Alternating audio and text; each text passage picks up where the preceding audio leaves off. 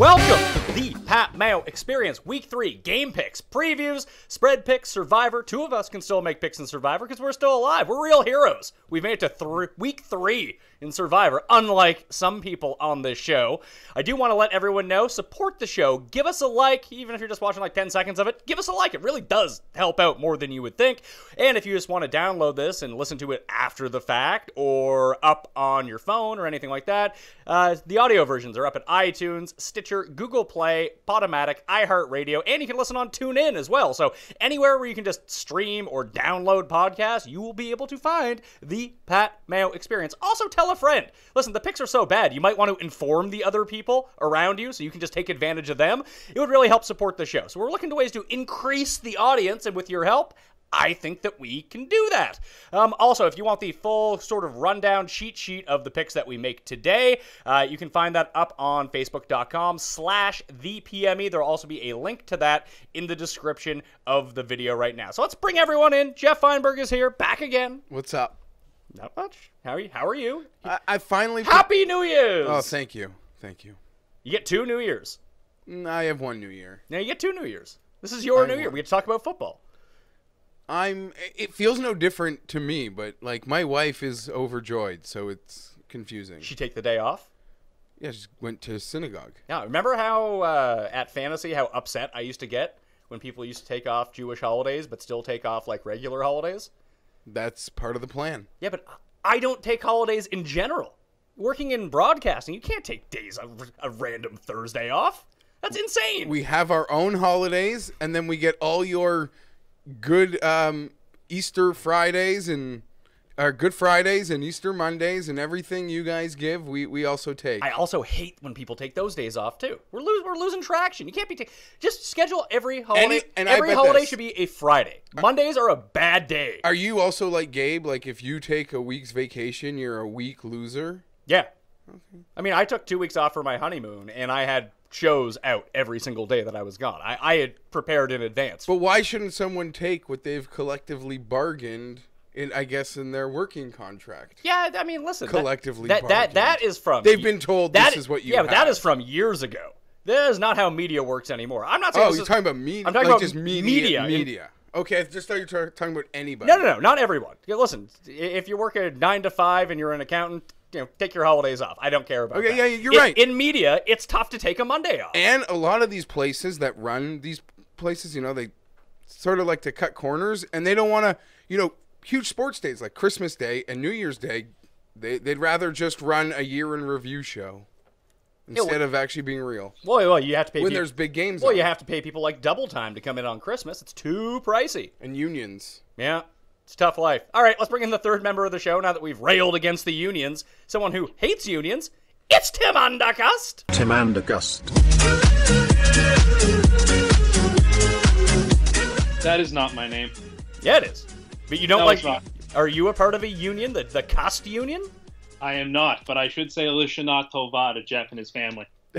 Tim was overjoyed to hear I had a big family dinner last night.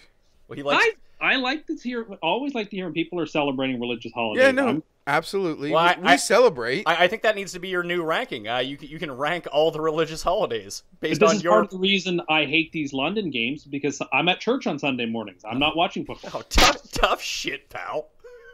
Go 4:30 on a Saturday. I'm not Roman Catholic, so no. Oh, too bad. Sucks for you. Or you just not go.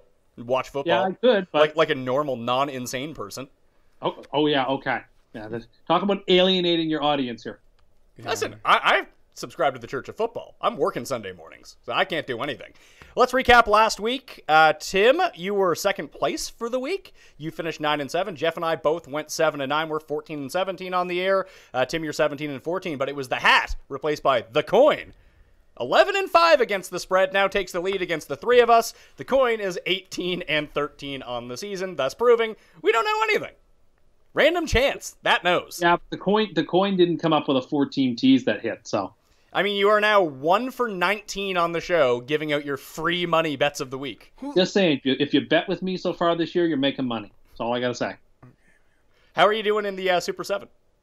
I went 3-4 last week.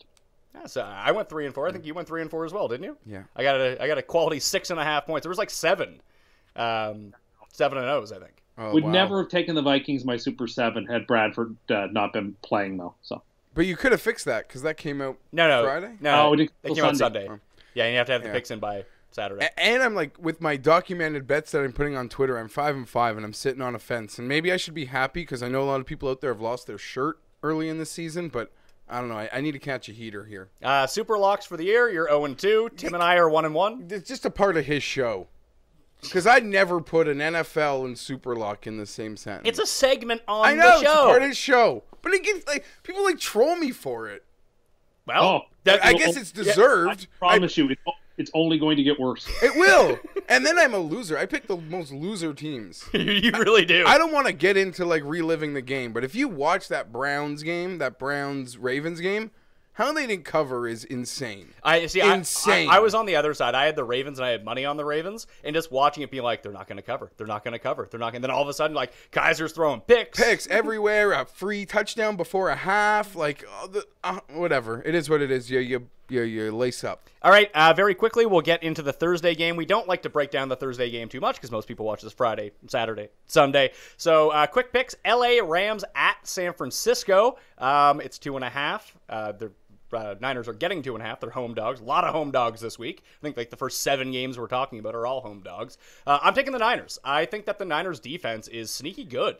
And I know their offense is absolutely pitiful, but we just saw last week with the Rams. Maybe they're not so great as Tim may have thought.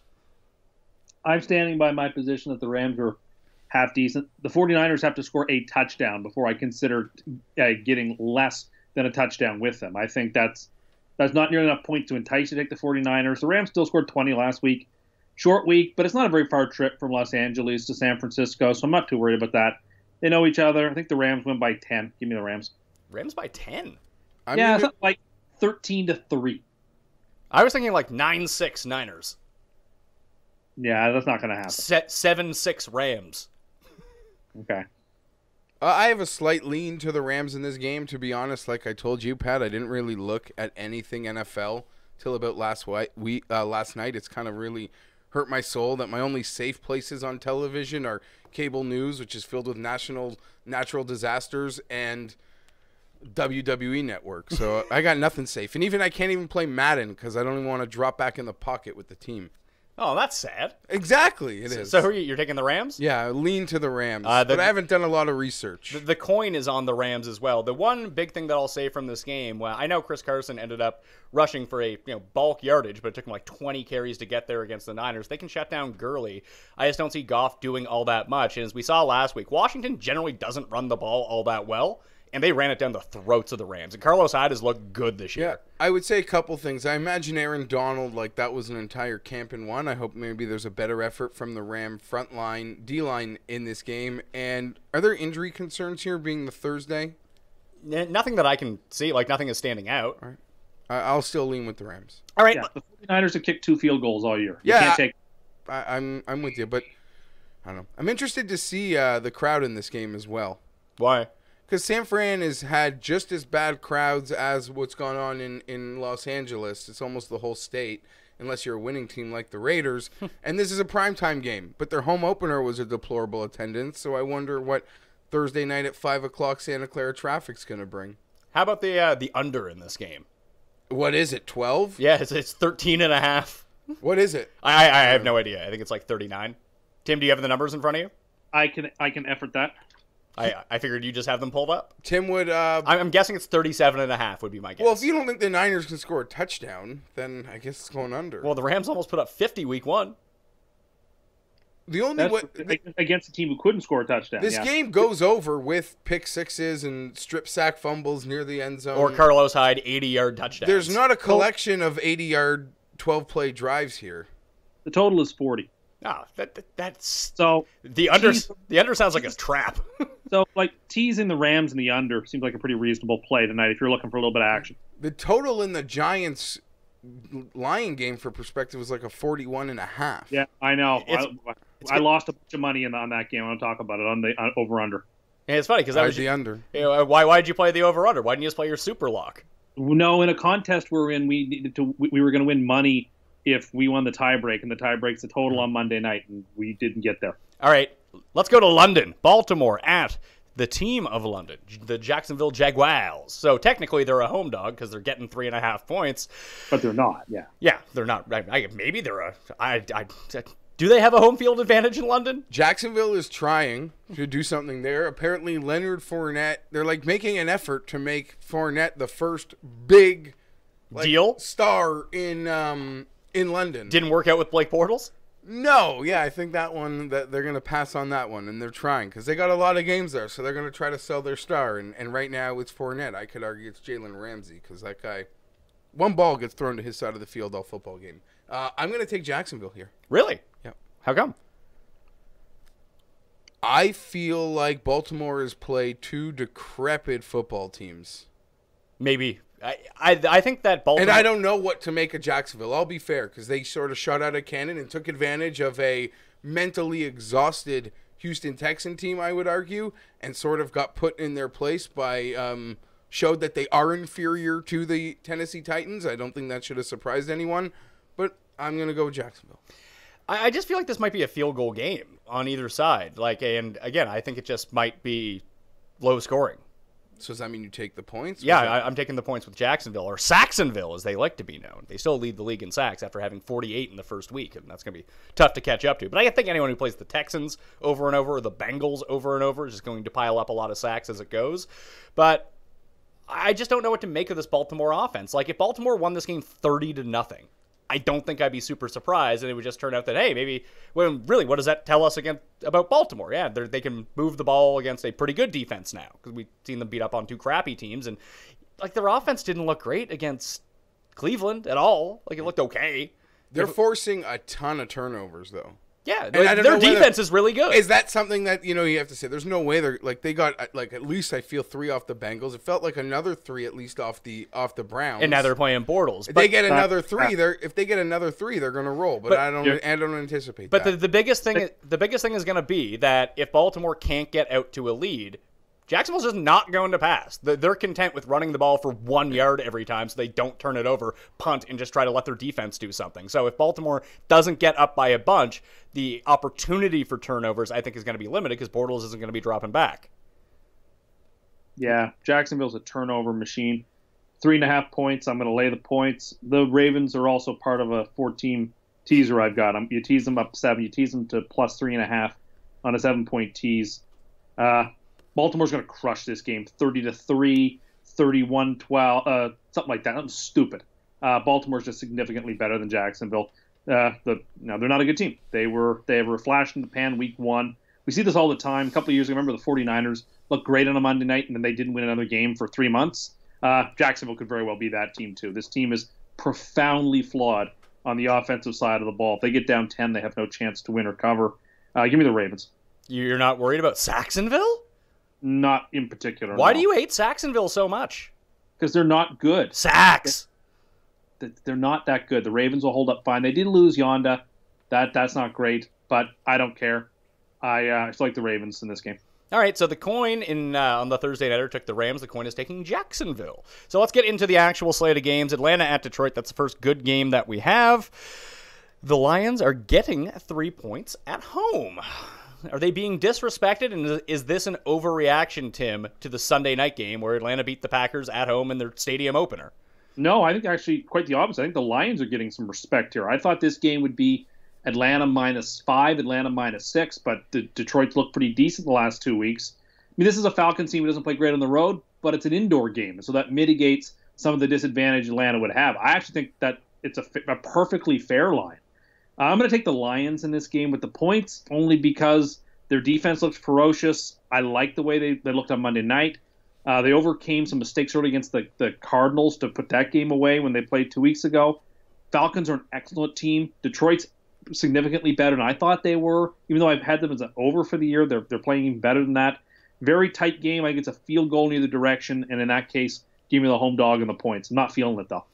Is Detroit's defense actually good, or is the Giants' offense just atrocious? Well, this is the perfect stress test for that. If they hold Atlanta to 24 points or fewer, then yes. 24 points, a lot of points. That's not against this Falcons team. It's not. No, if they hold them to 24 or fewer, you can say at indoors on a fast track, you can comfortably say the Lions have one of the better defenses in the league. I like the Lions here. This is going to be a money game. This is a pick 7 game for me. I think they're going to be the hungrier team. This is just a bad spot game, in my opinion. I would absolutely hammer the Lions if the short week didn't bother me a little bit. But Atlanta, they're going to be the only team to avoid this Super Bowl hangover thing. I don't believe it. I was wrong last week in thinking that it was kind of a bad spot in that primetime opener in that new building. That was a big game. Atlanta's out of the gates with 2 wins.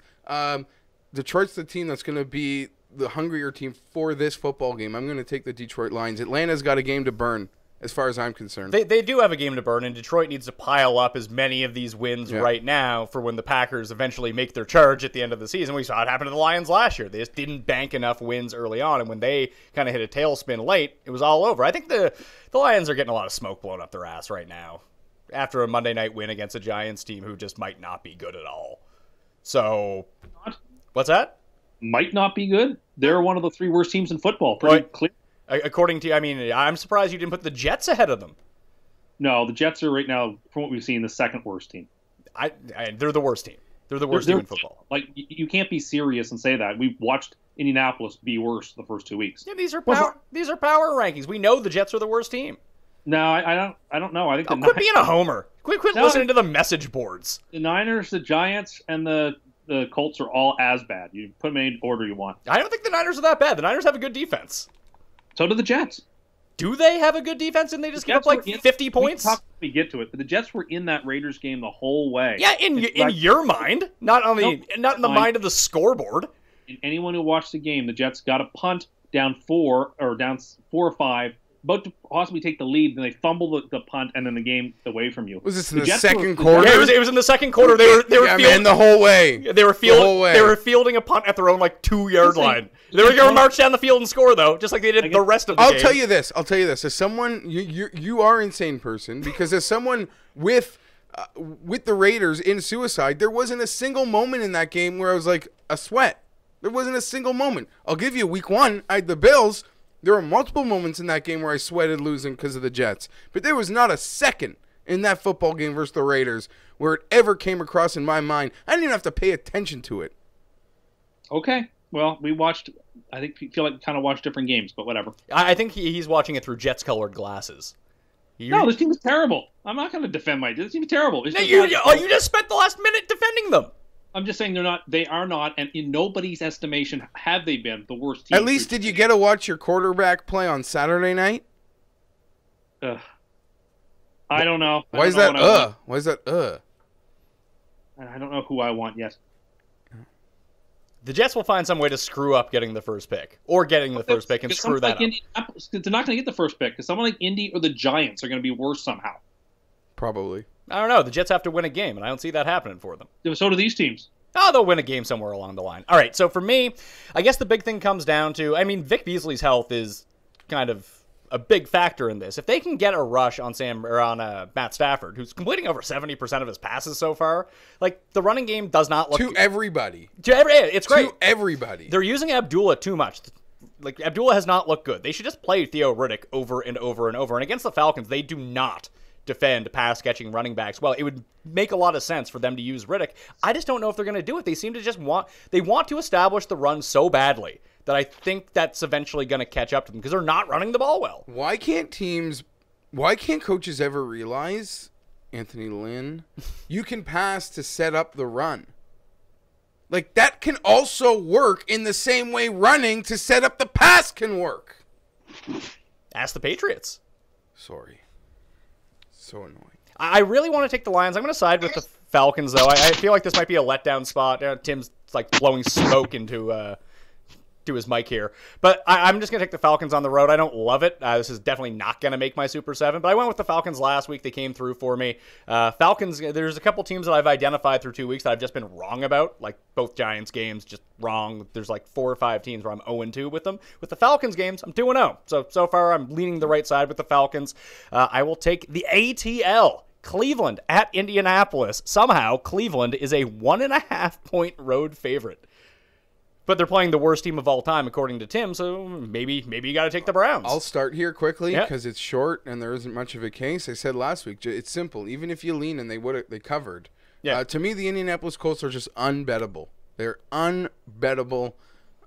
Give me Hugh Jackson and Deshaun Kaiser over Pagano and Tolzien and Brissett. I mean, we're now asking the Browns to win a game on the road. What's Hugh Jackson now? 2-24 as a head coach? Crazy. But it's a team that I think I see signs with versus a team that I think is unbettable. It's not a betting game. It's just a lean. But since I feel how I feel about the Colts, there's just only one way. Tim, do you think that Kaiser is now suffering from migraine problems because you cursed him? I'm not even going to dignify that nonsense with a response. So yes, that's not a thing. It's a shame that he's got migraines. It's the buddy threw the best touchdown of their season. Yeah, Hollywood Hogan. Get him in the game. I'll be quick about this. I want this to be in our Super 7.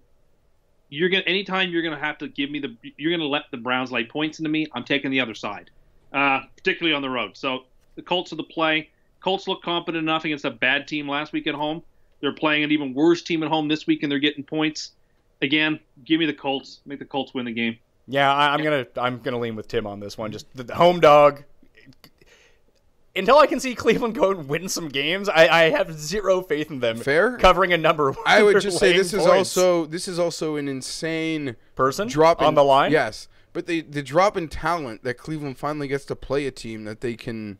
This is true. I mean, they've gone up against a really good defense week 2. Steelers and the Ravens. Yeah, so, yes, this is a big drop in competition. And in my opinion, they've more than hung their own in both of those games. Yeah, but they backdoor covered against the Steelers, and then they couldn't. They could have won that game versus the Steelers, though. Antonio Brown single-handedly won the Steelers that game. Antonio he's Brown the best player in happens football. to play on the other team, and he's really good. And he's the best player in football. I'm just saying.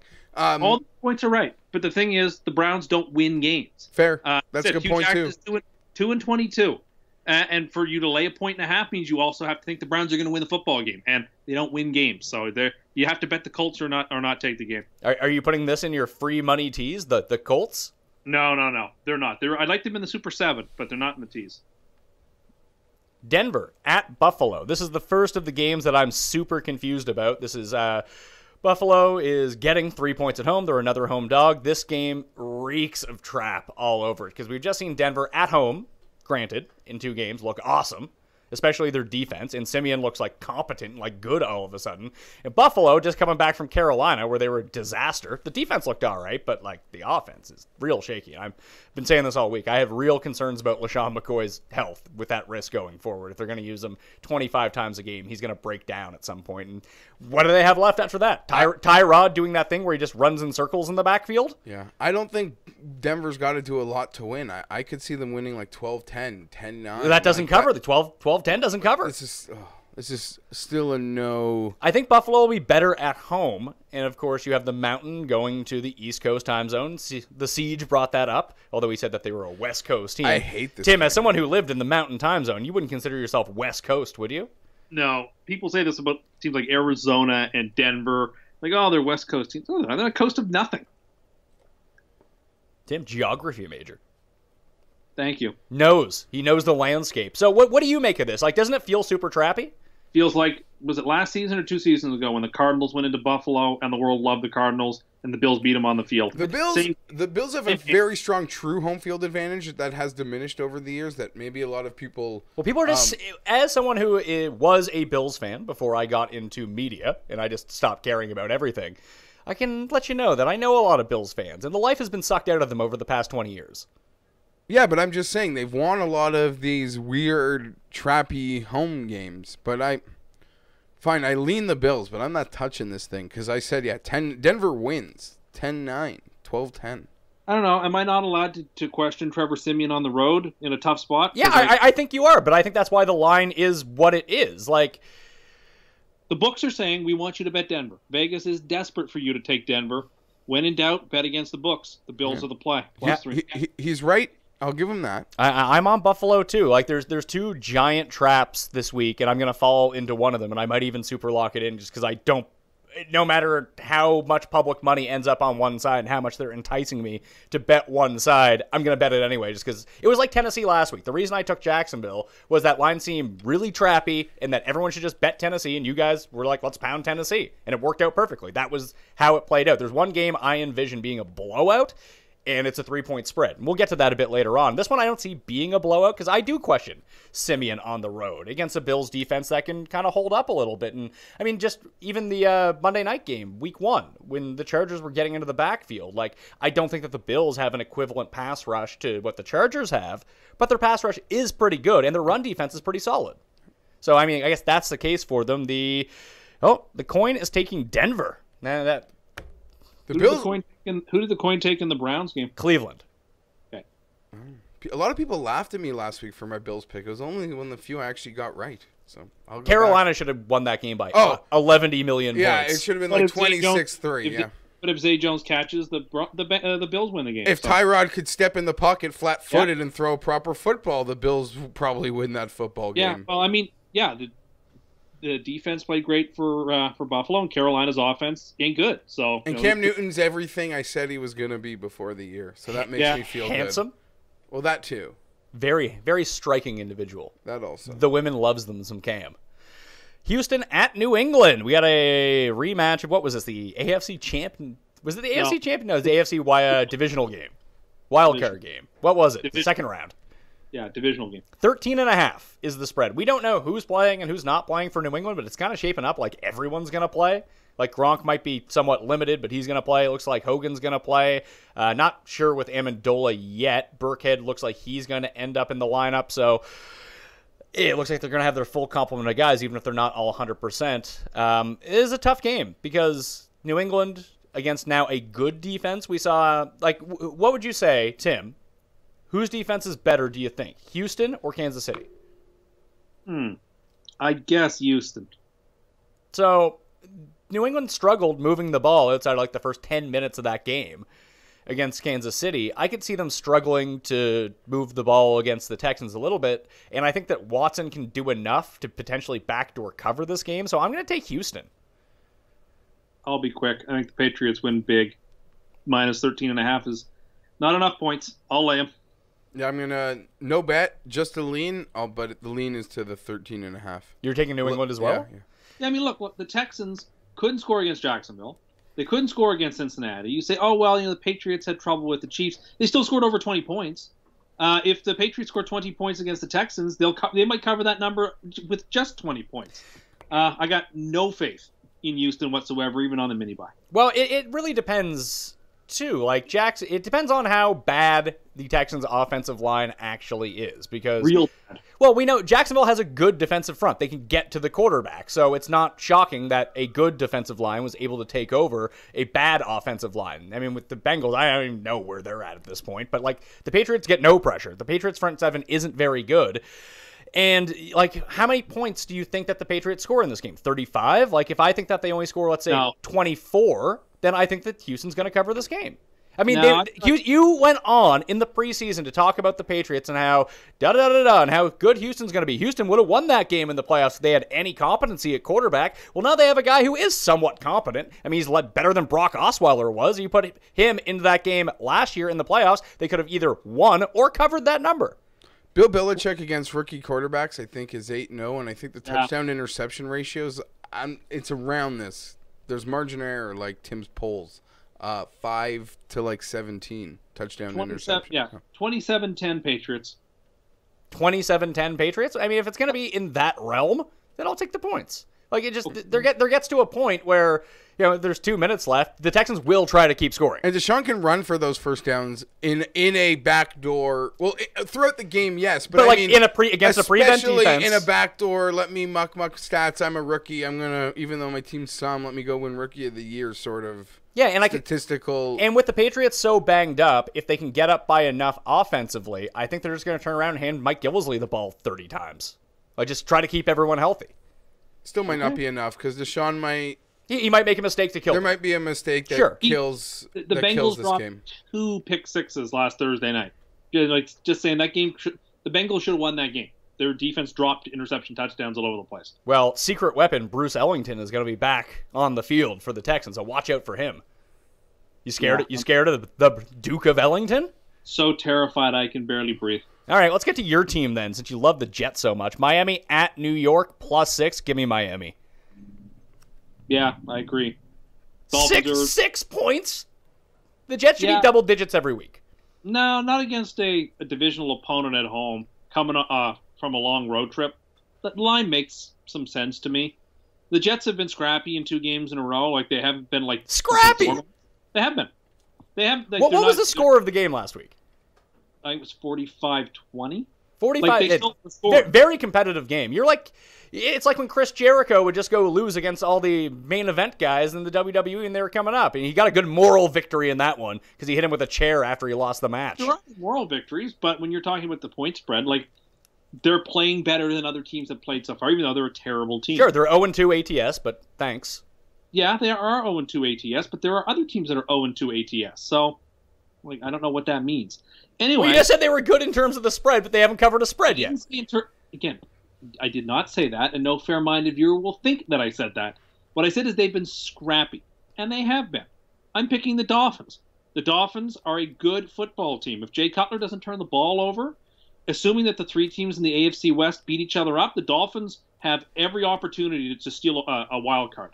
Like, there's probably no team in the AFC outside of the Patriots and the Steelers and those 3 teams in the West I'd rather be than the Dolphins because they are likely going to be there when the music stops and a chair will be there for them. And this is a game if they're that kind of a team, this is a game they've got to put in the win column, and they need to do it rather decisively, so I think they will. And you got to watch the Dolphins firsthand last week. They didn't look great. They looked fine. This is a mulligan, so I'll give the Dolphins. They 100% win, so I'll go on the simple logic of you win. Like I assume over like 80-85% of the time a team wins, they cover. I don't have the numbers. I know, but I think like we would assume that, and sometimes we rate certain things. So it's a mulligan of a win, and I think they find a way to get the number. And I don't think the number is that high. Like you said, it could have been 7.5, could have been 8, and I still might have been tempted. If they made this game 11, I might have bet the 11. That's why it's still any Jet game you're gonna think twice, you're gonna think 3 times. Like that number's high, but I'm not going on that side. So. Again, I don't know that I could see myself betting the game, but I will take the Dolphins to win and find the cover. All right, so that's a round of Dolphins because the coin is going with the Dolphins as well. The coin took Houston along with me in the last game. I'm tailing the coin because the coin knows. It has that element of chance working out better than I do right now. New Orleans at Carolina, 5.5. This was the game I was most confused about all week in terms of what side I actually want to be on. It's not like I felt really strongly about one side and then thought it was a trap. I just don't know. Like, Carolina's offense hasn't looked good. Now they don't have Greg Olsen, but the Saints defense is potentially the worst in football, so they should be able. And Cam torches the Saints every single time. And is Bree, like, the offense for New Orleans doesn't look very good either. Like, that's kind of the depressing part. Like, against a good defense on the road, is Breeze going to be able to move the ball? At 5.5, 6 points. 6, I think it's definitely too high of a line. It's 5.5 I have right now. I'm actually really tempted to like New Orleans here, and the one thing that holds me back is every time a team's going to London the following game, I'm not sure who they're playing, but I know the seats are in London next week, and I want to fade both those teams. The difference is Miami has a mulligan because they're playing the Jets. That sucks for them. They have to go to Miami next, or they have to go to London? Miami does? Yeah. So Miami goes to London next week, then they have to come back and play? Correct. Oh, that sucks for them. But that was happening anyway. Yeah, that's true. Really? And London, let's not overrate London. It's like 40 minutes farther than flying to L.A. or something, no? Well, and the planes are nicer. They take these nicer planes. From the East Coast to London, it's like 5.5, 6 hours. Same thing. It's longer, though, from South Beach.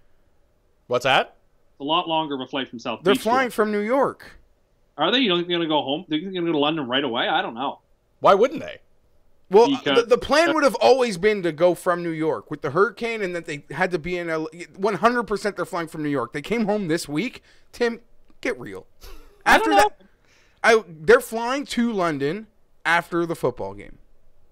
Okay, listen, you may be Carolina is also probably flying to London after the football game. That's my opinion. I lean Carolina. I mean New Orleans. I can't bet it because they're going. They're not playing a team as bad as the Jets, and they're going to London next week. the coin also agrees with you on New Orleans. I'm actually going to take Carolina in this game. I really like the way that Cam sets up against this defense, the stuff that Cam does well, the mistakes that he's made. But he can't move. The mistakes that Cam makes. Cam's not moving. Oh, Cam can move. Cam will be fine. And has lost his best weapon. Can't score. The team is the Panthers are like the worst 2-0 team in the league. They're going to lose the game on the field. The Saints are going to cover and win.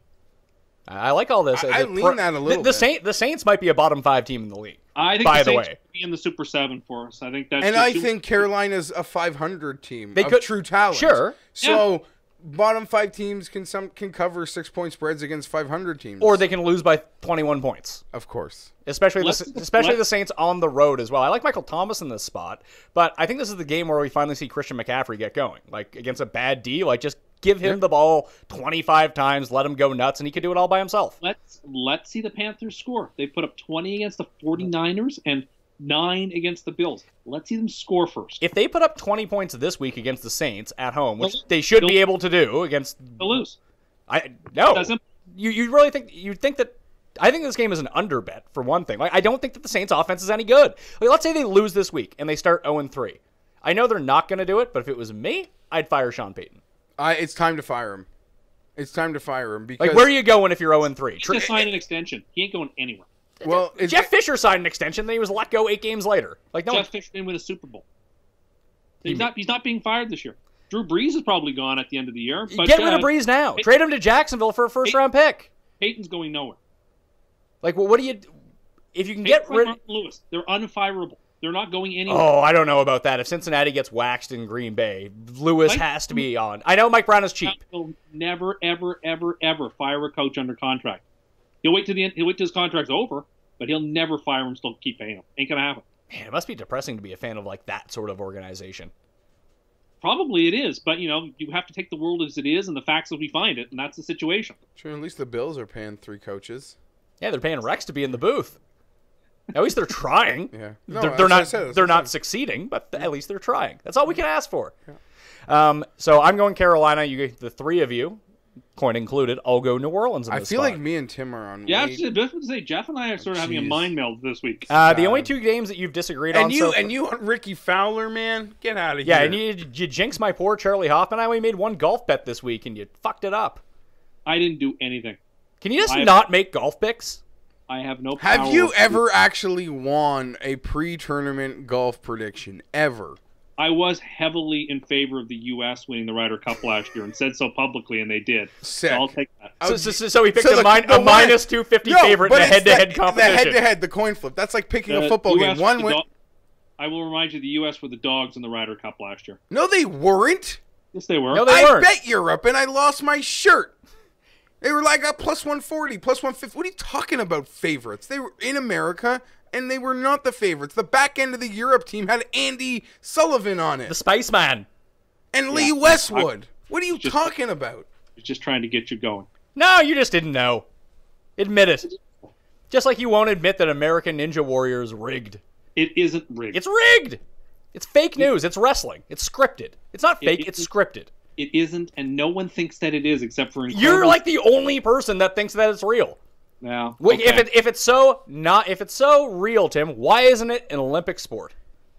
Chili's just quote tweeted me. What did it say? There was a Time article about how this guy tweets stuff at Chili's and they like answer his questions for him. And I just quote tweeted that just further evidence that Chili's is for the people. And they're like, you know it, Tim, with that cool smiley face with the glasses. They really are the best. Oh my God, that's so exciting. So you've heard Subway's tweeted him too? Yeah. And Wendy's. Yeah, but Wendy's was hate tweeting you. Yeah, well, all publicity is good publicity. Okay, man, imagine if you got a job for Chili's, just an advocate of Chili's. You could go around, test out all the, I don't know, garbage food that they have. Listen, I would sell the prime rib tacos and the chicken crispers and those gourmet hamburgers like there's no tomorrow.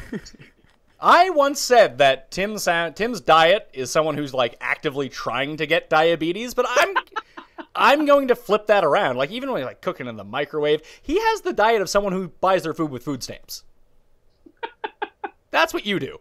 I have a democratic taste. No, you don't. You have the taste of someone who has no taste. No, I have a taste for the people. I'm not an elitist.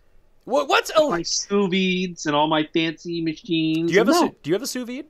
What the hell's that? It's where you put... Yeah, I have one at home. It's the best. Is that where you, like, wrap it? Or Yeah, you use you put it in a bag and then you seal it, and then you put you cook it through the water, then you put it in like a pan afterwards. It's delicious. Tim thinks it's too fancy to eat, though. I just don't need it. Don't want it. Why don't you just try to expose yourself to some better food, and maybe you'll actually enjoy it? I have been exposed to various types of food. No, I don't think you have. You just go to chain restaurants. Did you always have one of these, or is that like a wedding gift? No, we got it like a year ago. Okay. And we really enjoy it. We went to... Yeah, no, I've heard they're quite the... I have a friend who had one. My cousin has one. I had a friend who had one, and he like cooked us steaks one night. I was like, this is delicious. And easy, too. Like, you just set it. You get Wi-Fi from your phone, so you can monitor it work, turn it on and off if you want. It's the best. It's like Weber Cooks. Well, I mean, I really want to start a cooking segment with Tim. So it was always my dream on like the Sunday morning live show that we would cut to a featurette of me like making meals that you could have during football while giving out live advice at the same time. Sort of like a Rachel Ray cooking show. But I'd be giving out fantasy advice while showing you awesome things to eat during football. We should just do that with Tim where he cooks stuff in the microwave and then put that sad music track underneath of it. It would be the best. They teach microwave cookery classes. You can look down your nose at it because it's not good enough for you, but I speak for the common man, and this is how the common man enjoys food. No, the common man does not enjoy food made exclusively in the microwave. I don't know what common men you're talking about. That is ludicrous. You're trying to force, again, I didn't say exclusively, but I said there are various things you can cook in the microwave that are excellent. You can use the microwave to reheat things. That's fine. I mean, you could use an oven. That would probably be better, but it takes a lot longer. If you need something quick... Like, you're not going to reheat your coffee in the oven. No. Okay, thank you, Tim. You're not going to reheat your coffee in the oven. I'm not putting my Hot Pocket in the oven. No, why don't you just not eat a Hot Pocket? Here's the thing, though. Like, that's what I know people... the Hot Pocket in the oven, or like the pizza pop in the oven, is so much better... I'm not waiting 20 minutes. Good, no. I want it now. I want it the way I want it. So proactively know that you want it in 20 minutes. No, I was going to heat it up in the microwave. Then it's like soggy and yucky as opposed to flaky and yummy. Fire some good condiments on it. You're good to go. The condiments on a Hot Pocket? No, not a Hot Pocket. Oh, yeah, well, okay, so are condiments on a pizza pop? What are you talking about? Yeah, what condiments are you putting on it? I don't know why I was like a side of chips? What do you mean? No, he's putting A1 sauce on it. Actually, yes, I would. Oh my god! But I was thinking more like a pogo than a Hot Pocket. I don't know why I said that. Thinking more of a pogo in the microwave. It's like you know what do they call the things when they like brand cows? What's that called? Like the metal. A brand? It's like someone took a brand and pressed it on your tongue when you were like 11 years old, and you just can't taste anything. You're like Selma. I like to think I'm one of those super tasters who have an incredibly high sense of... You like to think a lot of things, but based in reality, none of it is true. Just because not everybody is living your elite, sophisticated, urbane lifestyle doesn't mean that those of us who choose a simpler, more democratic, more humble approach to things are somehow sort of a... It's like Trump, man. Trump eats like dukes and all that stuff. Exactly. And gets his steaks like double well done. Listen, no matter what side politically that you fall on with Trump, I don't think taking health advice and food advice from him is probably the best way to go. No, but I'm just saying he's a man of the people, like Tim sees himself, I think. Yes. And you know what? All. He's now president. So you know what? He actually is a man of the people. And you're getting quote tweets from Chili's. And Chili's are tweeting at me, and Subway tweets at me, and yeah, because I was tweeting at them about their new they're gonna have out their new autumn carved turkey sub. They had it out last year with the big thick pieces of like real turkey with the skin on it. It is such a good sandwich. Like it's as good as grandma's homemade turkey dinner, as far as I'm concerned. Wrapped up. How bad is your grandma at cooking? Fantastic. By the way, this is another. I have this debate with people all the time. Maybe we can talk about it later on when it comes to Thanksgiving. What's the best part of the Thanksgiving dinner? Football. That's not a part of the dinner. It is. The best part no, you sit down and football's on. Okay, you're just being accusatory now. What's the best part of the physical meal? I don't know. I don't do Thanksgiving. Turkey, but I'm Jewish. See, the answer is the stuffing. It has to be the stuffing. And I thought Is Subway? He's arguing with himself. Like, it's Yeah, who are you getting into these arguments with? Is it just people being like, "Shut up, Tim"? He's like, "No, I need to talk about Thanksgiving." The only thing you need to know about Thanksgiving is white meat, dark meat. It'll all be carved. The only thing you need to know about Thanksgiving is the Chargers are going to be in Dallas wearing the baby blues, and CBS better know they'll need about 100 seconds to come in from commercial, so Philip can introduce the entire family. All right, Giants at Philly. Philly is Does this spread seem short based on the world against the Giants? Now, I'm not ready to go there because I'm really high on the Eagles. That's another game. I don't know. Yeah, I'm not going into bad beats. That was one. That was not a bad beat. Kansas City dominated that game. It was a bad beat. The Chiefs should not. The only reason you guys think it's a bad beat. 6.5 points, man. They missed field goals. They got these mucks. They didn't look good in that game. The Eagles were clearly the right side of the game. Oh yeah, they were just the best side in the game. They should have won by whatever. You're right. It doesn't matter. We got screwed on, and we both had that in Super 7. We both should have had it. I don't want to talk about screw because I'm sure I won games that. Whatever. That was a really annoying one because that game felt like it was played at midfield, tied all game, and then the good for the Chiefs. The Chiefs are good. Here, this is a tough one. I really do like the Philadelphia Eagles, but I don't believe the Giants are as bad as they're being made out to. But that snowball effect in New York, I believe, can be real. So I'll take the Eagles. Yeah, I'm thinking about leaning with the Eagles as well. Now back at home, I guess it depends on the sort of pressure that the Giants D-line can put on. This is the Eagles' home opener because I believe they were in Washington for the first game. Indeed, they were. Yeah. I mean, that's another reason to like them. But the pass rush for the Eagles, right now they're 9th in the DVOA adjusted sack rate, and we know the problems that the Giants' offensive line is having. They can't run the ball at all. Like, they have no way to manage the clock. And their offensive line is terrible. Oh, that's the analytics. We'll get to that in a second. But, like, they're not doing enough offensively. Like, they can't even run the ball to control the clock because they can't run. And their defense has been kind of piss poor. So I can see a world where they cover the 6, but it's not for me. I'm taking Philly. Yeah, I'm agreeing. The only fear I have is this is one of the classic spots where we've all given up on Eli Manning and he throws for 35 points. And we're all very annoyed. But but just like that ridiculous, he's like falling over sideways, throws it up, and then Buddy's like, "What an amazing play!" It was a fluke play. Did you see the clip with what's the guy's name? Don LaGreco? I don't know what his name is, but he's on the Michael Kay show. Yeah, did you see this guy? He was freaking out about people used, I guess, analytics. I think Sean McDermott was saying that the pressure was coming from like the left side of the line. Against Eli, like 23% of the time, he just lost his mind about it. He's like, "How dare you use analytics? I see what happens on the field." It was pretty funny. Oh, it's fantastic. If you can find the tweet. He's so mad. He's like, "Pythagorean theory? Who even believes that?" Now he's getting redder than Alex Jones when he's talking about the Sandy Hook massacre. Well, and the whole thing is, like, sure. I mean, the reason that we use some of these advanced analytics, like Pythagorean win totals and things like that, is to project out what we think the teams are going to do in the future. It's a predictive tool that we can look at to see who's playing better or worse than baseline. It's not. What he's trying to frame it as is, oh, they're saying this, and it is this, so it has to be like that. It's just a fundamental misunderstanding. He sounds like someone who failed math in the 8th grade. He just has a misunderstanding of what it's trying to represent. And he's getting all mad about it. Maybe that's his job, though. So I got a 55 in the 10th grade. Hey, you passed. Congratulations. Did you pass it in the 12th grade, too? Yeah.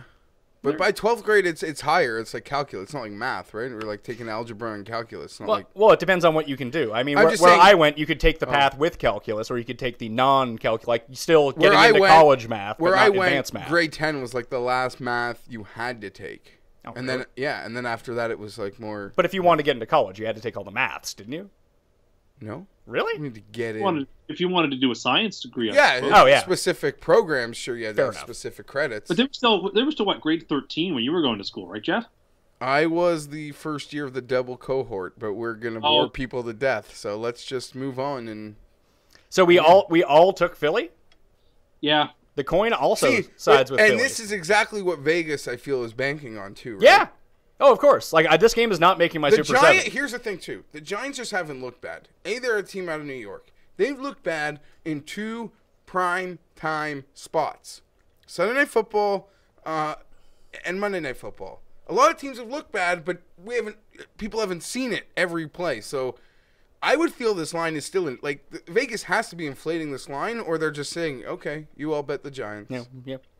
But I'm not touching them because they can't score. And last year proved, the math showed, you talked about the math, last year showed they were one of the luckiest teams in the league. And by the advanced analytics, Philly was one of the better teams in the league for the first 12 weeks of the season. Then they just kind of tanked at the end. Now everyone's healthy for them. It's a really good spot. I should probably put it in my Super 7, the -6, but there's something fishy about this game. I'm not going to let the Giants burn me anymore. They've hurt me too much already this season, so maybe I'll reflip on them if they can win this game or cover or look competitive, but I'm just not doing it. I can't do it. Can't do it. Next one's in my Super 7. Pittsburgh at Chicago. Chicago getting 7 points at home. I have a feeling that we're all going to like Chicago in this game. I'll start it. You are right. This is way too many points. Everyone falls for it every time. Pittsburgh is a horrible, I don't want to say horrible. They are a bad road team, and people don't seem to care at all. Well, it's the Steelers. They're a very public team. They are, but they are not good on the road, and they don't cover these big numbers on the road at all. So I'm going to take Chicago here happily with this 7, who we saw had a great home game, and then they kind of, I don't know, I expected more out of them last week versus Tampa. Whoa. But give me Chicago here, 7 points. Yeah, I can see this playing out a lot like Week 1, although I think Atlanta's offense is better than the Steelers as currently constructed in Week 3 of the season. The Steelers' offense looks out of sorts. No one's really running at high gear yet. It's another one of these situations where if the Steelers came out, played fantastically, and just blew them out, it wouldn't be super shocking. But I think that the Bears are going to be a better home team than road team. I think we kind of saw that last week. They seem to have the field in Chicago just isn't great. I guess the Steelers would be used to that, but it just seems like Pittsburgh plays games on the road to win. They're not trying to blow anyone out. They'll sit on a lead, that kind of thing. If they do that here, I think there's enough underneath weapons for the Bears once they get into the back half. Let's say they're down by 14 with 7 minutes left. I think they can score a touchdown and then at least push the number, or at least keep it close enough that if they're down by 10 and they score the touchdown, they're going to be fine. So I'll take the 7 points with the Bears. Do you think we see Trubisky anytime soon if Glennon has another awful performance? No. Not yet.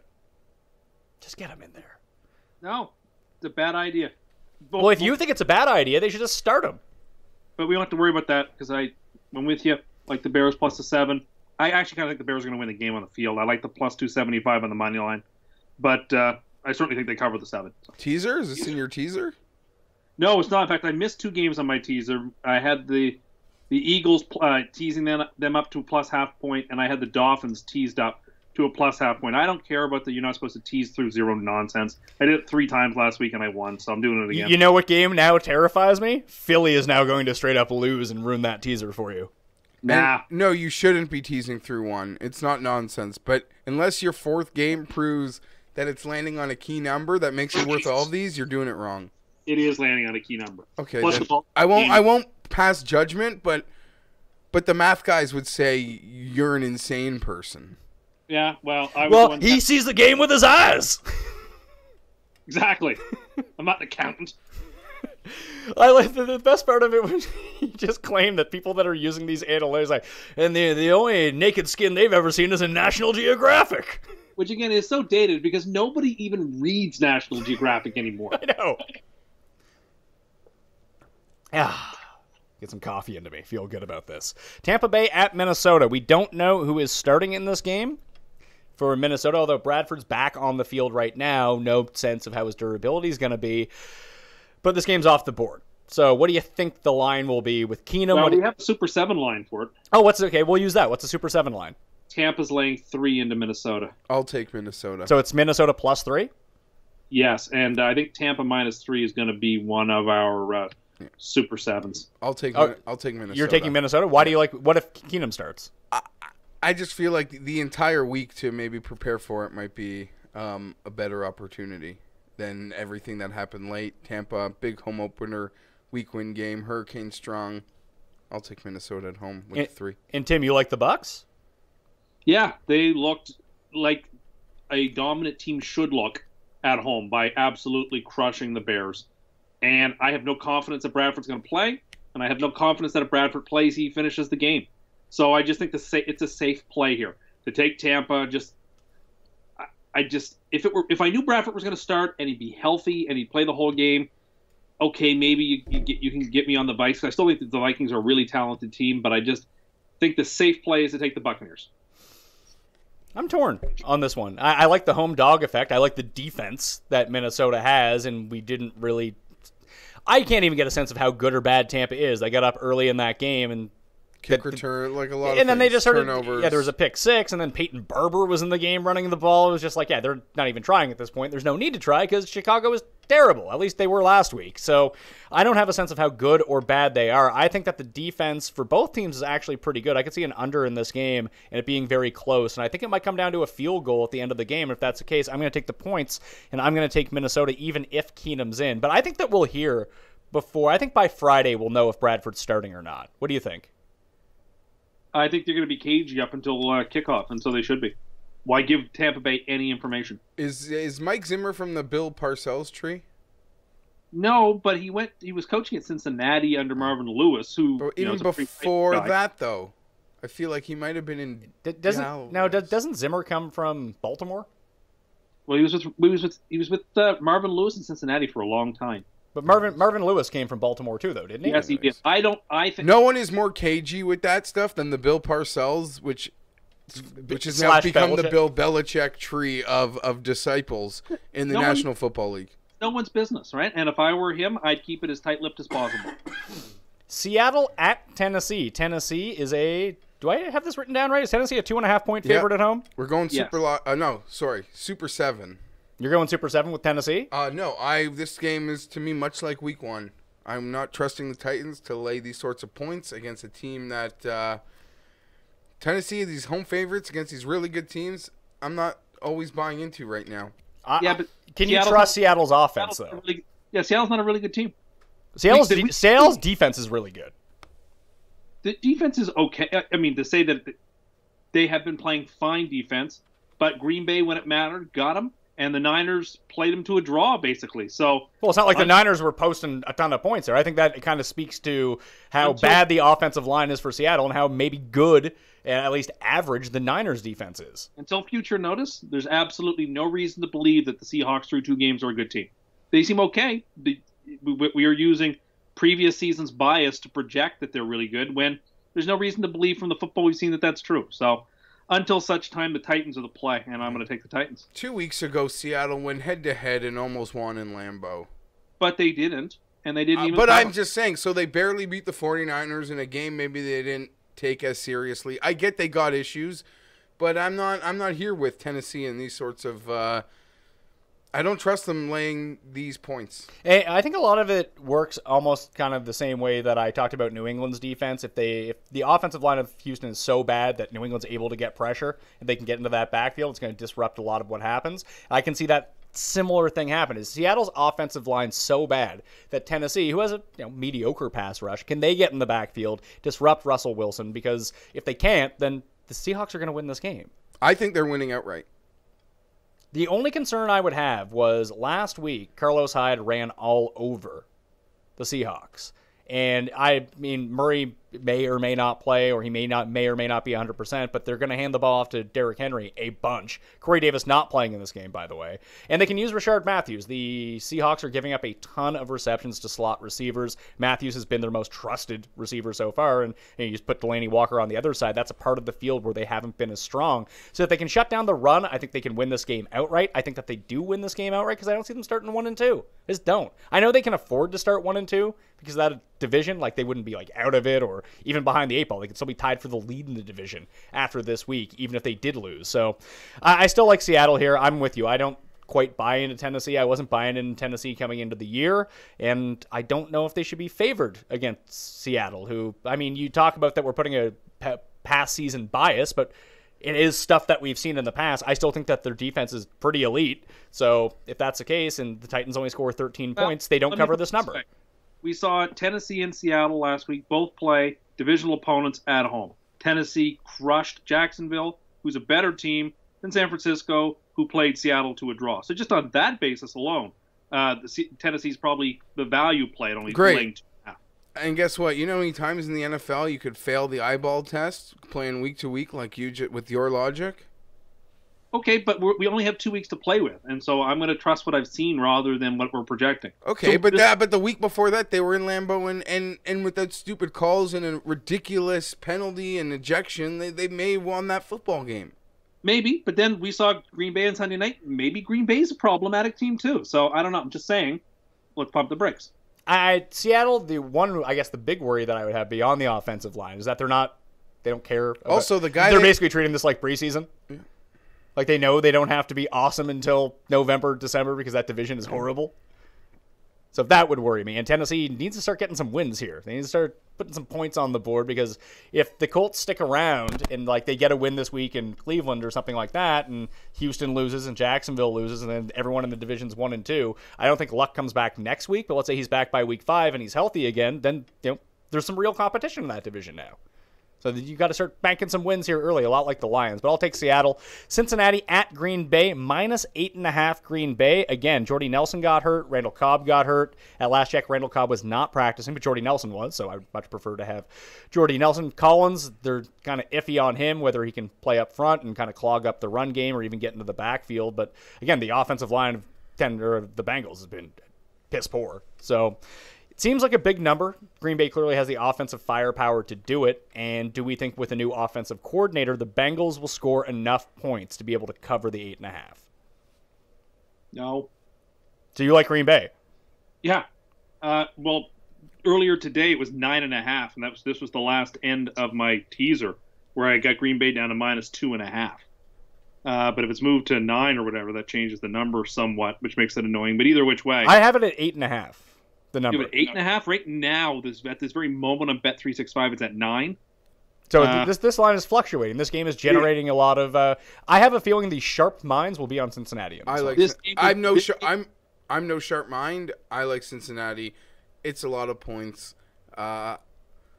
Desperation hopefully breeds a bit of brilliance into the Bengals this week. This is a make or break game for Vegas this week. Everyone is going to have the Green Bay in their parlays and their teasers. No, I would say that make or break game is probably Denver and one of these. We got 3 games coming up with these 3 games coming up with these home underdogs by the field goals. I think are going to be the games that make or break Vegas. Cincinnati, you all saw Cincinnati last week and they looked so bad, and all the room. I'm going to lay the points at Green Bay anyway. I think the Packers wax them. I just think the Bengals are just bad right now, and I think if the Bengals play poorly this week, this will be the last game Mr. Dalton starts for the team. I think that's pretty. I can say that I can aver that with confidence. Well, I'd say that. I mean, you're right. Anytime you're even taking these sorts of points betting against the Packers, your margin for error isn't that high because it can all sort of flip on a dime, and Aaron Rodgers will convert those into touchdowns. But I don't know. Long week, 8.5 points. And the Packers haven't looked great. I'm that sucker. Yeah, I'm that sucker too. I'm going to take the Bengals here and just hope that they can figure their shit out. The problem is they haven't scored touchdowns, so if they're down 14, I don't know if we can get the back door. Eventually they're just going to bomb the ball to A.J. Green on every play. Yeah. Please! I think they're going to do that this week. And I'm very worried. And Mixon might get going. I'm just terrified the Daltons lost the team, and if that's true, it doesn't matter what the Bengals do. Meaning if they score points, maybe he won't have lost the team anymore. Maybe they'll bring in Kaepernick. No, I think that McCarron's got to try his hand, and I think McCarron's half decent. So, well, they do like McCarron because there was trade offers on the table for him in the offseason. He won him a playoff game 2 years ago. Burfict didn't hit that guy in the head for no reason. So he didn't. So he didn't win them a playoff game, is what you're saying. He had the game was over. He had it won. So in Tim reality, they won the game. See, 2 minutes ago, I make this case about the Packers, and they're like, but they didn't. Exactly. No, I'm just saying. I'm just saying. McCarron. McCarron did everything you asked him to do to win you a game. Other than, I guess, maybe he should have drugged Joey Porter in street clothes out of a huddle or something. He should have drugged him? Is that what you're advocating? Dragged him out of a... Oh. Not drugged him. Before we get to the Chargers game, we got to get you into the right state of mind here. You want to talk about Tim's cereal rankings. Cust Corner, it's Cust Corner. Cust Corner, it's Cust Corner. He's got the hottest takes with the highest stakes. He should be president of the United States, but it's Cust Corner, it's Cust Corner. Cust Corner, Well, Tim, do you want to give your rankings? Go right. Hold on, I'm going to pull them up. You don't just have them off the top of your head? Well, there is some nuance in the middle. Just go ahead. No, you go. Yeah, you have to list the cereals. I have to pull them up now on my Twitter account. Well, what was number 1? It's such a feverish Oh, feed. Special K was number 1. That was obvious. And I thought it was great from this week when you used that photo of Lenny holding the box of Special K. How about that? That was good. Firstly, as a disclaimer before you get to this list, everyone watching, other than the 12 people in Canada, should know that in Canada, we have inferior cereal. Like, when I get to go to the States, or I go to, Buffalo, I'm all about hitting up that Tops Friendly Market just for a cereal aisle. Our corn pops are different. Lots of our cereals are different, or we don't even get them. I'm just going to throw this out right away. Cereals for children. Eat real food. So, or guys that hit rim rockers and play Madden. So Yeah. I've got my list. I guess. I that's not my world. I don't know. Cereal is awesome. The list is Special K, shredded wheat, cream of wheat, original Cheerios, Corn Flakes, Rice Krispies, Raisin Bran, with Lucky Charms as DFL. We So used to, I don't we used to understand, feed though. my dog cream of wheat. Why are there? So is this just until Lucky Charms at DFL? There needs to be almost like a separate sugar cereal list, or you don't eat sugar cereals. I don't eat sugar cereals very often. I don't care for them. Like Honey Nut Cheerios, gross. Get rid of them. I'll take the regular Cheerios all I day long. say sugar cereal, and he comes at me with like the healthiest sugar cereal on the planet. Are you a Count Chocula man? No, I'm talking more like Yeah, this one. Mini Wheats is probably a healthier, sugary cereal. Okay, fine. But half where is- you're like Fruit Loops or Frosted Flakes or Captain Crunch. I don't care for. I mean, when I was young, I suppose I ate those. But what does the good book say? When I was a child, I thought like a child and I acted like a child, but I'm no longer a child. But your diet has remained the same. Everything else in your diet is like a child. It's not true. When I listed my beer ranks, I had Guinness number 1. Which- a child, Which is also Yeah. fake news. Which I don't It's not even know fake you news. that well. You don't drink Guinness. I don't. He doesn't even drink beer generally. I don't drink it often, but I appreciate that it is the best. I've never been to the Louvre. Isn't your so I favorite don't beer? appreciate it. Isn't your favorite beer Coors Light? No, it's my favorite. No, it's Miller beer Lite. is Miller Lite, Of- but it's not the best beer. I appreciate that Guinness is the best beer. If anyone tells you that Guinness is their favorite beer, they're fucking lying to you. Yeah, I don't think it's. Well, if you're an Irish person, Yeah. No, wait, that's not right, because I said it was, right? No one likes Guinness. I like it. It's not my favorite, but I appreciate it in a sort of an objective sense. It is the best beer. Just like I said, I've never been to the Louvre. I've never actually seen a Da Vinci up close, but I know it's the highest form of painting. So in the same sense, the Guinness, I don't have Guinness very often, but when I do, I know I'm drinking a superior beer. Have you had under 4.5 Guinnesses in your life? Under. Oh, well, Under. I Well bought under is the answer to that. well over, because I bought those 6-packs before with the widget in the bottle. It's good. It's like those, but we want to talk about the cereals. I mean, you want to talk about other things that could be DFL, or those pumpkin spice Cheerios that someone tweeted at me. This made me want to scream into the void. You haven't even had them. How do you know? What about these maple Cheerios celebrating Canada's 150? That sounds awful. I don't know that I need to celebrate my country's confederation through eating maple. The thing about maples and maple Apple leaf cinnamon Cheerios. is that they're not even really representative of Canada. Maple trees don't grow west of the Ontario Shield naturally. Yeah, but no one gives a shit about you people out on the West Coast. It's not even real Yeah, Canada. No, But what about the apple cinnamon Cheerio? no, ban it. So your take on Cheerios is the same as your take on Oreos. I guess. Yes, And yogurt, exactly. non-flavored yogurt. I can live with flavored yogurt. I don't object to those. But yes, my Oreo position and my cereal position is the same. Stop monkeying around with what's perfect and what works. I was at the store yesterday. There was like 6 different flavors of Special K. I felt less like pulling my hair out. Why can't people just eat regular food that's good? Why do you care? Because I don't want to have to go to the grocery store and go to the aisle and be beset with these things. What, do you have like epilepsy or something and all the colors make you freak out?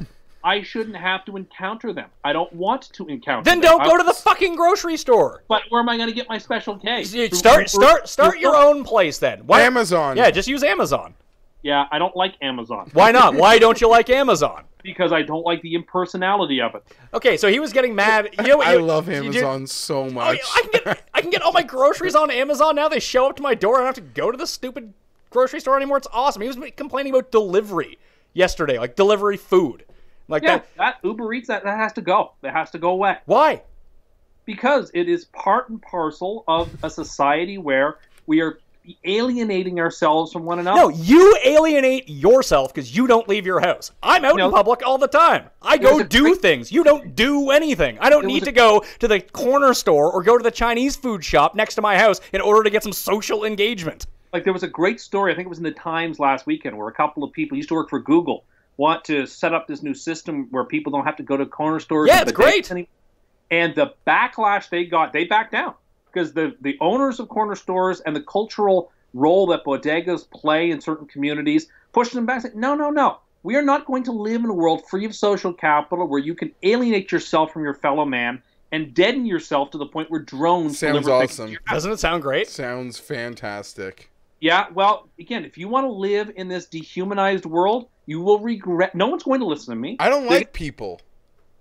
But if we live in a society where, as Robert Putnam said, all we do is bowl alone, then we are going to find ourselves beset with problems. Well, I don't bowl alone. I play 12-year-olds on Madden all the time. You also think we live in a world where people know who Robert Putnam is, which is untrue. They don't know who he is, and no one's going to listen to me either. As they shouldn't. I am a voice in the wilderness crying. I know. The only reason you don't like delivery, as you've told before, is because Swiss Chalet fucked up your order once, and now you hate delivery. I also don't want... I want to avoid, as much as possible, additional people handling my food. They're not handling your food. They're handling the container your food is in. Uh-huh. Every fewer... What do you think that they're doing? Pulling over and taking a piss in your... I don't even know what you order. In your microwave sandwich that you probably get delivered? I don't need to be paying money to people for things I can do. Now, my other point was that there's a time and a place for delivery. Always. You have company. I get it. If it's like minus 25 outside, if you have company, you can make them a meal. Now, they probably don't want grilled cheeses in the microwave, so, I mean, that might be out the door for you. If you have friends over watching a game, you order a pizza. Perfectly understandable you get delivery. Or, like I said, it's like minus 25 degrees outside. Perfectly understandable. If the reason is, I'm lazy, I don't want to get off the couch, inexcusable. Get up, move, go 10 blocks, buy your stuff. Do you know how far 10 blocks is? It would take over an hour to walk 10 blocks, Tim. When was the last time you walked an hour consecutively anywhere? All the time. Really? All the time? Yes, I like to get out and walk. You have the lifestyle of an 80-year-old person. When you go feed the ducks, too? Actually, do you like? Do you go? Whoa, 1 sec. I'm gonna laugh at what? I'm not gonna say what I did today. What did you do? What did you do?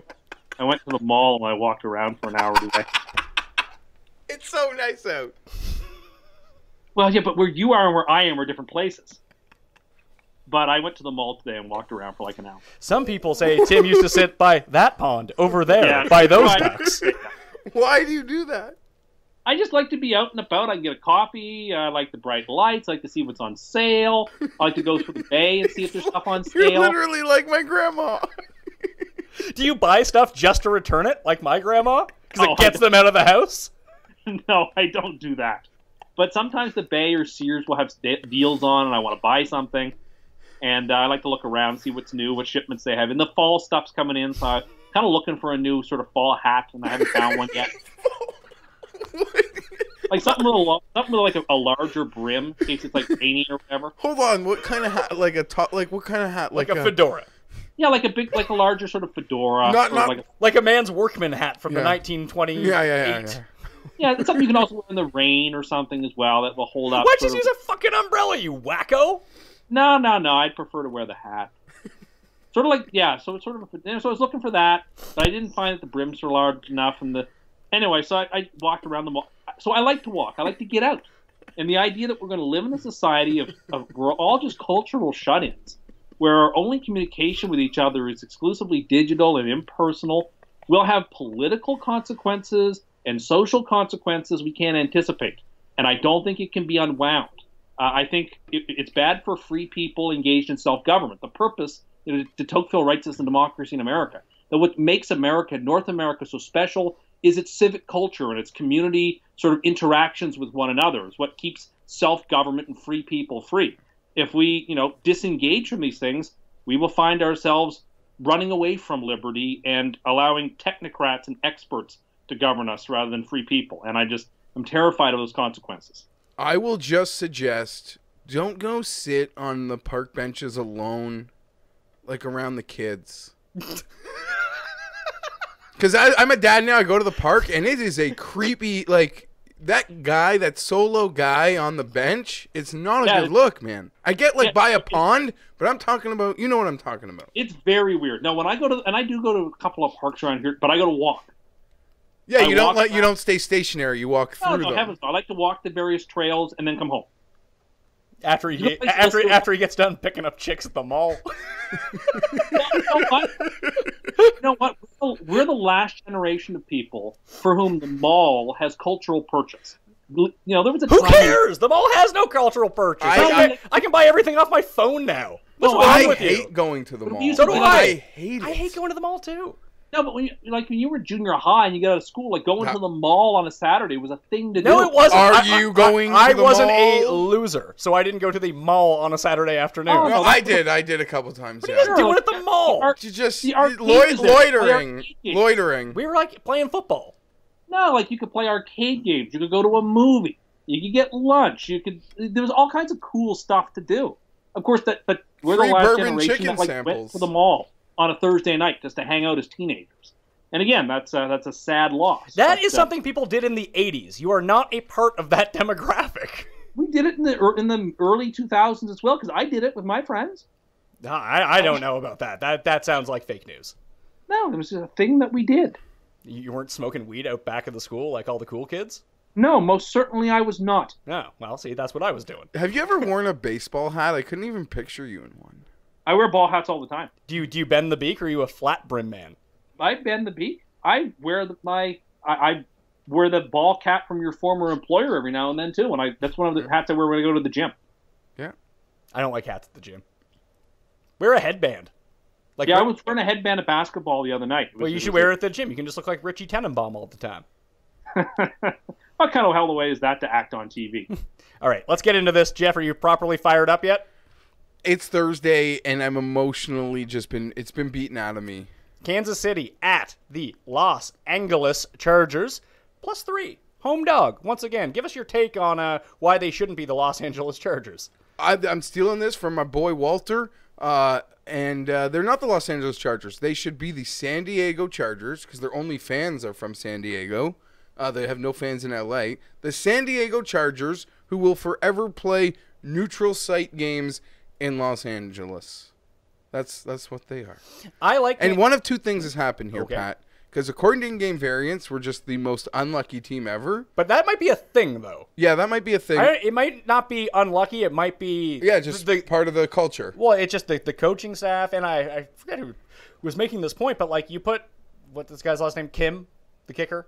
Young Ho, yeah. Yeah, Young Ho. You put him in a position to fail 2 times in a row. Why not? Yeah, we got to finish. Why not just play for a touchdown? Finish. And then just get as close to the goal line as possible, make the field goal easier. They did. I would say in this situation, they did. The Monday Nighter, maybe you could argue they had Dolphins chances bailed them out with that stupid timeout. And they still blew it, but that was moronic. Here's the thing.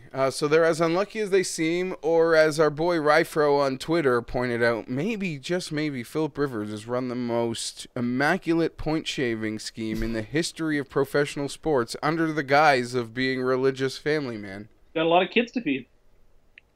I don't know. He'd have to have a lot of kickers in on his plan. But, no, it's incredibly frustrating. And it shouldn't have been happy because the game in L.A., shouldn't have been a moment to celebrate. And I was with Dolphin fans that morning, and because I know a few of them, and we watched the game, and I told them all day, the Chargers are going to lose a heartbreaker. The game ends, and well, you told us at noon. Well, one of the big things with me in this situation where it seems like the Chargers are a pretty good team. But now I'd argue they're overrated. I don't know if they're overrated. The Chiefs might be slightly overrated coming off everything that they've done. I think this point spread to me tells me that the public, they're this cute 2-0 story, 0-2 story that could be 2-0. We like the talent. the spread should have been higher, in my opinion. It might be, but I think the Chargers are just going to play field goal games every single week. Like, they went into Denver and played a field goal game. They played a field goal game at home last week with the Dolphins. I think this is going to be a field goal game again. If it's going to be a field goal game, Well, I'm going to take the points. I'll be honest. I'm taking the Chargers again. I guess, but as long as they're going to continue to not be able to make... They'll eventually make one. No, forget making the field goals. This, like, vaunted combos on defense haven't made those game-changing plays. Well, is Verrett going to be back this week? That we're expecting them to play. I don't know. The thing with him is the MRI's negative. There's a bit of knee soreness. It's kind of similar to the Sam Bradford situation, where there's no actual damage. There's just sort of a complaint of soreness. And also don't get more hurt type of feeling. Yeah, that better would to be sit out 2 weeks and don't be out for the rest of the year. Which way are you leaning here? So I don't we'll know. get into it, but I have a very, very strong opinion on this game. Oh, okay. The Chargers are going to cover and win. I mean, we talk about it's week 3 and a team that must have a game. The Charger season's on the line. Considering the division they are in and that they're already 0-1 in division, should they lose this game and go 0-3 and 0-2 in division, they're done. Aren't they already done? If they win this game, they're 1-1 in division. They're right back in the hunt. They lose this game, their season is over. This is a game where they will be pulling out all the stops. What stops? Everything. Like, what are they going to run a trick play they haven't done in 12 years? Like, what do you mean? What's going to happen? They are going to go for it. They're going to lose another heartbreaking game. That's exactly what's going to happen. Pat is taking the 3 points because maybe they hit that field goal, maybe they miss it, but it's going to land between it. No, the Chiefs are, again, a little bit overrated as a team. They step into a divisional opponent, and even though it's a neutral site game because no fans want to go to the game, there won't be a lot of. It's not like Chiefs fans travel. It's not about traveling. It's not about traveling, Tim. This is the problem. This team plays in Los Angeles. This population is there are people from everywhere there. You don't think Steve and Penny, who all went to L.A. from the Midwest to be actors, but they're just waiters and they've been Chief fans their whole life? John Hamm will be at the game? That's what you got to realize. That's what the Chargers are up against. L.A. has people from everywhere. And the Chargers, it's a real uphill climb. It is neutral site for life. They are just a nomad. I don't know. We may as well sign up for London games.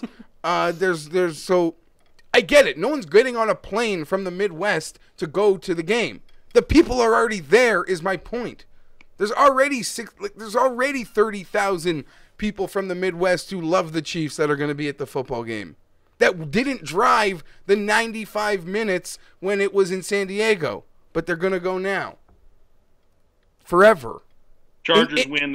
They win by 10 plus. Maybe they win by 14 plus. Love the Bolts in this spot. Love, love, love. So how is this not on a teaser where you could take it to double digits? No, I'm not going to touch it on the teaser. No, I'm too confident in this game. I can't put it on a teaser. But it will when we talk about. But when we talk about the Superlock, God! It's coming. Who are you taking? I told you I'm so dead. I only take one way. I don't bet against. This is one I didn't even put real money on the real line last week. I had to tease the game because I didn't like it one bit. I gotta take it because it's just what I do. But I don't think this will even be Super 7'd or bet for me. I don't know, man. I'll say this for the 6 new fans we made in LA. You guys know Cole's Notes? That was a Cole's Notes into my entire life. These first 2 games. It's a express crash course into Charger football for the 4, the 2, the 3 new fans that we've made in Los Angeles. Welcome to the squad. Bolt up. What a joke. Next game. Oakland at Washington, the Sunday night game. I love this Oakland stack for DFS, by the way. But Washington getting 3 points at home. Seems like it should be more, but I guess even the West Coast going east, it's a night game, so who cares? Washington's not very good. Tim, you have a pretty good... Well, actually, you didn't have a good grasp of Washington last week, but you like Oakland. Do you think Oakland comes in and rolls train on them? I don't know if they roll train. I think they think they do cover the number and win. Maybe they win by a touchdown. I still have no faith in this Redskins team. I mean, they still, had to make a defensive stop at the end of the game to win. They didn't crush the Rams. That was actually a very even game at the Coliseum. It's probably the game of the week in terms of just watching games. I think this is a fun game. I think the Raiders secondary, like we've said before, may have some problems. So the Redskins have a chance to score. I think it should be fun. But in the end, I think Oakland just has a bit too much talent. I think the Raiders win the game something like 34-27. This is the highest over/under of the week. It's 54. Yeah, it makes sense. Here's the thing. Part of me, when looking at this game, kind of clueless into how to play it, is looking at every single home dog getting 3 points this week, noticing I've taken every single one of them. Oh, really? Forgetting tonight. But yeah. Yeah, you took Jacksonville, Detroit. You didn't take... I took Buff. Yeah, you took Buffalo, you took Minnesota, and you took the Chargers, yeah. So at this point, I feel like I should finish the card like blindly just taking, like... Tim got an email. Maybe he got a tweet from Chili's. Like, is that a... Like, should I... Direct message. Should I just be playing these throughout here? I want to take the Raiders. But primetime Sunday night, I'll take the Redskins. You take the Skins. All right. I don't know what to do with this game. This is a no-bet game for me. This is I'll tell you what. God hope I don't have an ugly day Sunday. Because this better not be the game that people got to make, like, decide. Win the money back? Well, win it all or lose their pockets. Well, the easy bet here is Oakland, right? So Oakland's going to generate that side. I could see this going to 3.5, 4 maybe. Yeah, I could see that happening at some point. So I'm going to take Oakland. The funny move. I just think that they win, but they don't seem like a field goal team to me. The funny move on the Sunday night game, if you watch it, like it always moves. The spread always moves around the same time of day. It's like he makes mention of that last second defensive stop or whatever the Redskins have to make last week versus the Rams. That was like the last game on the board happening. Once that happens, it's like that game is now like fluctuating all different ways. Well, we had the Dallas Denver like lightning game last week. Yeah. That one's super long. You're right. But I'll be honest, I went to bed. I didn't even want to eat white cake or McDonald's after last Sunday. I was so sad. It was that sad. I was so sad. Here's the thing. If I'm sad this Sunday, hopefully Dustin or Ricky can make me happy. If neither can make me happy, I got fake sports because there's a great wrestling pay-per-view on Sunday. Oh, I thought you meant American Ninja Warrior was on. Stop calling it fake. It's real. Good God, people. These people, they overcome cancer or they overcome like personal illness and they build these entire elaborate gyms in their house or out in public and they work out and they perfect their craft. They are not on the take. They are not taking dives for the producers on NBC. They live out in tents for days at a time to get on the show. It is not rigged. You have no evidence of that. You just want to believe it's rigged because you have a cynical worldview of every television show that it's all rigged. It's not rigged. It's real.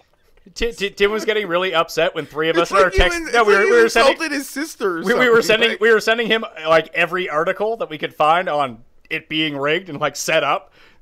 And he just doesn't want to believe those ones. The site that he believes says it's real, so, Tim just believes in fake news sites. Look, as someone who works in TV, I know how TV works. This is, I'm the expert on this one. It's rigged. It's not rigged. You just don't want it. You just don't want to believe that it is rigged. That's on you. I don't believe it's rigged. You want to live in Tim fantasy world where people don't get delivery, feed ducks, and love American Ninja Warrior. I don't like to feed ducks. You will soon. You're about to be 97 years old. Last game, Dallas at Arizona. Monday night, Arizona is a 3-point dog at home. Am I just locking you in for Arizona? Taking another 3-point home dog? Yeah. Sorry, so you're just in? That's the play this week? I actually thought about making, when I was looking at all these lines and coming into it, I just thought about blindly taking every home dog, because usually that does work out. But, I'm an idiot, so I didn't do that. I actually don't like this one. This is the game I feel the strongest about. I put this out on Twitter last night and be like, someone talk me out of hammering Dallas in this game. Like, I don't understand how this is a 3-point game. No. Like, Arizona is awful. I know Dallas's defense isn't very good, but Arizona just went up against an even worse defense last week and had to go to overtime with the Colts. Give me a break. Dallas is going to crush them in this game. Dallas. It's my super lock as well. Yeah, I feel like a sucker. I'm going to take Dallas, too. Yeah, this in Denver are the trap games of the week. Cross me off. I feel like a dum-dum, but I'm taking Dallas. I'll take Dallas. I'm taking Dallas. I've talked you into it. Well, I'm just, using this game as an individual instead of my, blindly picking it. And how, when you... The coin's on Dallas, This is so weird. Monday night, Vegas going to take a bath on this football game? That's what I mean. Vegas... This opened at 3.5, and it's dropped to 3. Vegas is without people betting on Arizona? I don't know. I just think that the books are taking an opinion on Arizona. How is Arizona... even their defense doesn't look very good. I don't get it. I have no idea why we are where we are. I feel like a Is complete. Dak hurt? Yeah, he has an ankle injury. I just don't see where I'm wrong, but whatever. I guess it is what it is. But that's what the big thing about this. Why this game terrifies me. Like, why I don't understand why the line is it is. Everyone's telling me it's a trap. It seems like a trap, but I don't envision a scenario where Dallas doesn't win this game like 35-14. Yeah, but then again, I didn't think Dallas was going to go into Denver get blown out either, and it happened. So, I mean, I didn't think they were going to get blown out, but I think Jeff, you and I both picked Denver in that game. Like, it's a great spot. Denver wins home games early in the season. They always do. Back West Coast trips, Denver and Arizona. Yeah. They're playing on the West Coast the entire time. Long trip for them. Maybe that's the whole reason. Their biorhythms are out of sync. Oh, God. Yeah, like, so it's Dallas for me. If I'm going to look like an idiot and fall for the trap, so be it. I've looked stupider before. I just feel like they give Zeke, like, especially after last week when Zeke couldn't get going, like, what's Arizona going to do? Stop the run? No. They could barely shut down Frank Gore last week. Give me a break. Anyway, that's it for me. Let's get to the Superlocks and everything like that. I just talked about mine. I am super locking in the Dallas Cowboys -3 on the road Monday. I mean, saying that out loud doesn't even feel good. But Dallas -3 for me. Tim. The Los Angeles Chargers +3 versus the Chiefs. Jeff. Yeah. Giving this a hard look. Because I don't like anything that much more than anything else. And the game I do like, I'm afraid, because I've just picked the worst teams with my Superlocks. Well, came in heavy on the Bears. I'm thinking Bears or Seahawks, but we'll go with the Bears. Oh, my gosh. Chicago +7? Yeah. Against the Steelers. All right. You're pretty heavy on the Lions, too, Jeff. I do. I like the Lions. I'll be betting the Lions. I'll be betting on the Bears. I'll be betting on Seattle. Those are the games I know I'm betting for sure. And I want to say I'm going to bet on New Orleans, but I can't pull that trigger just yet. All right. Survivor picks of the week. Tim, who's your Survivor pick? It doesn't matter who your Survivor pick is because you're done. No words from you. Jeff, who are you taking?